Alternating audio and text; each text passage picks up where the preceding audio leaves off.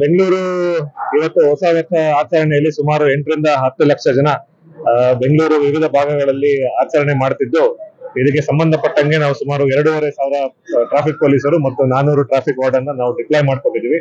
ಪ್ರಸ್ತುತ ಈಗ ನೀವು ಬ್ರಿಗೇಡ್ ರೋಡ್ ಅಲ್ಲಿ ಏನಿದೀವಿ, ನಾವು ಈಗ 4 ಗಂಟೆ ನಂತರ ಇಲ್ಲಿ ವೆಹಿಕಲ್ ಪಾರ್ಕಿಂಗ್ ನಿರ್ಬಂಧನೆ ಮಾಡಿ 8 ಗಂಟೆ ನಂತರ ಇಲ್ಲಿ ವೆಹಿಕಲ್ ಮೂವ್ಮೆಂಟ್ ನಾವು ನಿರ್ಬಂಧ ಮಾಡ್ತೀವಿ.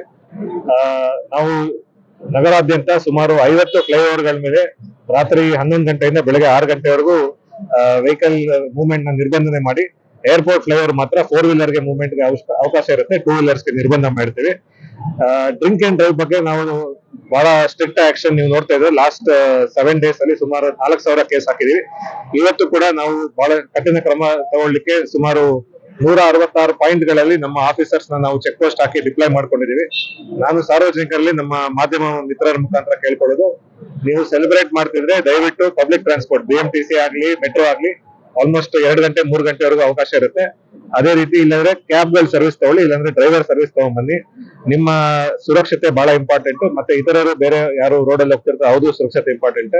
ಮನೆಗೆ ನೀವು ಸುರಕ್ಷೆ ದಯವಿಟ್ಟು ಸೆಲೆಬ್ರೇಟ್ ಮಾಡಿದ್ರೆ ಜವಾಬ್ದಾರಿಯುತವಾಗಿ ಸೆಲೆಬ್ರೇಟ್ ಮಾಡಿ. ನಿನ್ನೆ ನಮ್ಮವರು ಚೆಕ್ ಪೋಸ್ಟ್ ಅಲ್ಲಿ ಚೆಕ್ ಮಾಡುವಾಗ ಸಸ್ಪೆಕ್ಟ್ ಆಗಿ ಹೋಗುವಾಗ ಗಾಡಿ ನಿಲ್ಲಿಸಿ ಚೆಕ್ ಮಾಡಿದಾಗ MDMA ಸಿಕ್ಕಿದೆ. ಅದು law and order police station ಅವರನ್ನ ತನಿಖೆ ಮಾಡ್ತಾ ಇದ್ದಾರೆ. Thank you.